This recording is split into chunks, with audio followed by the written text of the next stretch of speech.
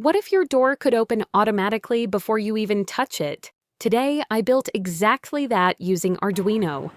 In this project, I made an automatic door system using an Arduino, ultrasonic sensor, servo motor, and a buzzer. These are the components: Arduino UNO, HC-SR04 ultrasonic sensor, servo motor, buzzer, and jumper wires. When an object comes within 15 centimeters, the ultrasonic sensor detects it, the buzzer gives an alert, and the servo motor rotates to open the door automatically. The Arduino continuously measures distance and activates the servo when the condition is met. Now let's test it. Object detected, and the door opens automatically.